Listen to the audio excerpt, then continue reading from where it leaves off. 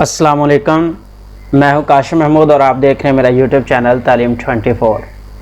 आज के लेक्चर के अंदर हम बात करने वाले हैं major issues in data mining. Data mining के अंदर जो मेजर इश्यूज़ हैं, मेजर प्रॉब्लम हैं, ड्रॉबैक्स हैं, उनके बारे में बात करने वाले हैं। तो लेक्चर का आगाज़ करते हैं। Let's start. मेजर इश्यूज़ की अगर हम बात करें, मेजर इश्यूज़ कौन कौन से हैं, इनको वन बाय वन देखते हैं। पहले हम ये देखेंगे कितने किस्म के मेजर इश्यूज़ हैं, उसके बाद हम जो है उसको वन बाय वन डिटेल से देखेंगे। तो कौन से इशू हैं? पहले नंबर पे है interactive mining of knowledge at multiple levels of abstractions. Interaction mining of knowledge है जो मल्टीपल लेवल्स ऑफ अब्स्ट्रैक्शंस के ऊपर डिपेंड करता है। उसके बाद है incorporations of background knowledge. Background knowledge क्या है, इसकी इनकॉर्पोरेशंस होती है बाज़ औक़ात, ये भी एक प्रॉब्लम है, मेजर इशू के तौर पे कंसीडर होता है। Data mining query language and ad hoc data mining. Basically data mining की क्वेरी लैंग्वेजेस हैं, ये भी इसके लिए प्रॉब्लम है। और इसके अलावा एडहॉक डाटा माइनिंग होती है, ये भी मेजर इशू है इसके अंदर।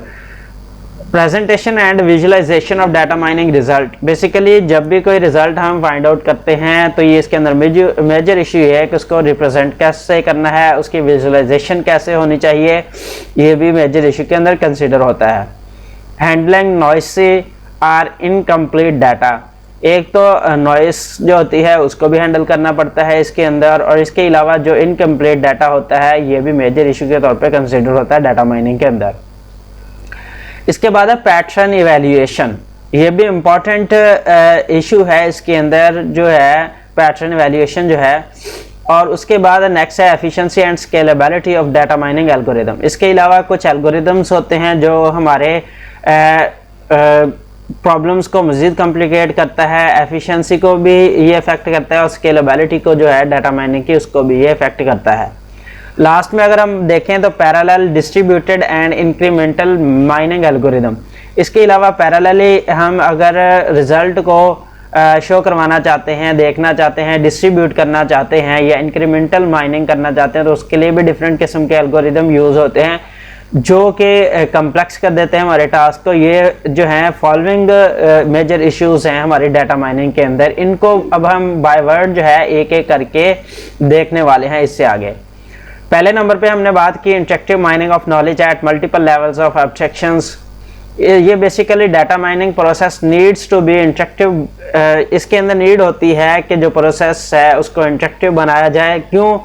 It allow user to focus the search for patterns. इसके अंदर यूजर जो है अलाउ करता है कि वो डिफरेंट किस्म के जो पैटर्न्स हैं उसको सर्च कर सके, providing and refining data mining results request. इसके अलावा जो आने वाली रिक्वेस्ट है डाटा माइनिंग को उसको भी रिफाइन किया जाता है, प्रोवाइड किया जाता है। किस बेस पे? जो रिटर्न रिजल्ट है उस बेस के ऊपर ये जो है किया जाता है।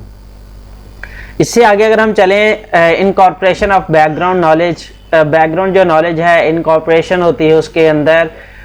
इसको अगर एक्सप्लेन करें तो guide discovery process and to express the discovered patterns. Guide किया जाता है जो डिस्कवरी प्रोसेस हैं और एक्सप्रेस किया जाता है डिस्कवर्ड पैटर्न्स को। The background knowledge can be used. इसके अंदर जो है बैकग्राउंड नॉलेज जो है वो भी किया जाता है। बैकग्राउंड नॉलेज हो सकता है कि यूज हो एक्सप्रेस करने के लिए या डिस्कवर करने के लिए पैटर्न्स को, not only in concise terms. लेकिन ये ज़रूरी नहीं है कि इसको हम कंसाइज टर्म के अंदर जो है शॉर्ट टर्म के अंदर हम इसे यूज़ करें, but at multiple levels of abstractions इसको मल्टीपल लेवल्स जो हैं अब्स्ट्रैक्शंस के उसके तौर पे भी यूज़ किया जाता है। नेक्स्ट है data mining query language and ad hoc data mining. इसके अंदर ये भी सबसे इंपॉर्टेंट चीज़ जो है वो ये है कि डाटा माइनिंग जो है इसके अंदर क्वेरी लैंग्वेजेस होती है। Just like we can say that हमारी डाटाबेस की क्वेरी लैंग्वेज होती है, एसक्यूएल के अंदर हम क्वेरीज यूज़ करते हैं डाटा को एक्सट्रैक्ट करने के लिए, सेम ऐसे ही इसके अंदर भी क्वेरी लैंग्वेज होती है। ये इसका मेजर इशू है। और इसके अलावा एडहॉक डाटा माइनिंग भी होती है, ये भी इसका इशू है। Presentation and visualisation of data mining result. Basically जो भी रिजल्ट हम डाटा माइनिंग से लेते हैं उसकी विजुअलाइजेशन करनी होती है और प्रेजेंटेशन करनी होती है। अब यहाँ पे इशू ये है कि इसको किस तरह से प्रेजेंटेशन इसकी प्रेजेंट किया जाए, इसे विजुअलाइज कैसे किया जाए, ये इसके अंदर मेजर इशू आता है। Once the patterns are discovered, it needs to be expressed in high level language. इसे हाई लेवल लैंग्वेज के अंदर एक्सप्रेस किया जाता है। विजुअल रिप्रेजेंटेशंस की जाती है इसकी। ये जो प्रेजेंटेशंस हैं should be easily understandable by the user. ये हमने इस तरह से करनी होती है इसकी प्रेजेंटेशन या विजुअलाइजेशन के जो हमारा यूज़र है वो इसे आसानी के साथ क्या कर सके, अंडरस्टैंड कर सके। प्रेजेंटेशन इसके बाद है handling noise or incomplete data. जो भी हमारे पास डाटा होता है हमने उसके अंदर जो आने वाली नॉइस होती है उसको भी कंट्रोल करना होता है, हैंडल करना होता है, और इसके अलावा जो इनकम्प्लीट डाटा होता है उसे भी जो है हमने कंट्रोल करना होता है।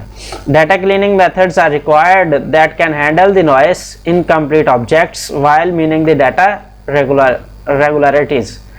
जो हमारे ऑब्जेक्ट है इनकम्प्लीट्स हैं उसको हमने क्या करना है, रेगुलरिटीज लानी है उसके अंदर, और जो नॉइस है उसको भी हैंडल करना है। अगर data clean methods are not there then the accuracy of the discovered patterns will poor. अगर उसके अंदर हम क्लीनिंग नहीं करते, क्लीनिंग मेथड यूज़ नहीं करते, तो जो एक्यूरेसी है वो इफेक्ट होगी, जो डिस्कवर्ड पैटर्न होंगे वो हमारे एक्यूरेट नहीं होंगे, वो पुअर जो है वो कंसीडर होंगे इसके अंदर। ये इंपॉर्टेंट है। पैटर्न वैल्यूएशन बेसिकली क्या है, मेजर इशू है इसके अंदर। ये इंटरेस्टिंगनेस जो है प्रॉब्लम है इसके अंदर। The pattern discovered should be interesting because either they represent common knowledge or lack नॉवेलिटी।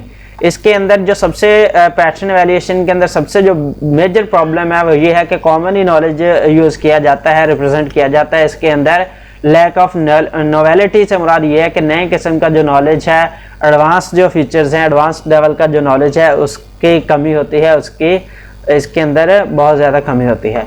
Last में हम बात करेंगे efficiency and scalability of data mining algorithm. इससे मुराद ये है in order to effectively extract the information from the huge amount of data in databases। अगर हम databases में से बहुत सारे डाटा में से जो एक्सट्रैक्ट करना चाहते हैं efficiently हमारी इंफॉर्मेशन जो है, data mining algorithm must be efficient and scalable. तो देन हमारा जो उसके अंदर एल्गोरिदम यूज़ होने वाले हैं वो हमारे एक्यूरेट होने चाहिए, एफिशिएंट होने चाहिए, स्केलेबल होने चाहिए, ताकि जो हम इसमें से सर्च करना चाहते हैं या एक्सट्रैक्ट करना चाहते हैं डाटा वो एक्यूरेसी के साथ हमें प्रोवाइड करे। उसके बाद है parallel distributed and incremental mining algorithm. Of course parallel से मुराद ये है कि एक ही वक्त के अंदर एक से ज़्यादा जगह पे हम शो करवाना चाहते हैं। डिस्ट्रीब्यूट करना, दूसरे जो यूज़र हैं उनको भी हमने डिस्ट्रीब्यूट करना है डाटे को। और इंक्रीमेंटल जो माइनिंग एल्गोरिदम है वो भी इसके अंदर यूज़ होते हैं। ये फैक्टर जो है huge size of databases, wide distribution of data and complexity of data mining methods motivated the development of parallel and distributed data mining algorithms. These algorithms divide the data into partitions which is further processed parallel। ये जो algorithm होते हैं basically हमारे डाटे को क्या करते हैं, पार्टीशन उसके कर देते हैं, उसको उन पार्टीशंस को हम क्या करते हैं मज़ीद जो है प्रोसेस करते हैं। Then the result from the partitions is merged। उसके बाद क्या किया जाता है, जो एल्गोरिदम इसको पार्टीशन के अंदर लाते हैं उसके रिजल्ट को मज़ीद प्रोसेस किया जाता है। प्रोसेस करने के बाद क्या किया जाता है, उसको फिर से मर्ज कर लिया जाता है। इंक्रीमेंटल एल्गोरिदम्स जो हैं वो अपडेट्स करते हैं हमारी डाटाबेसेस को without having the mine the data again from scratch.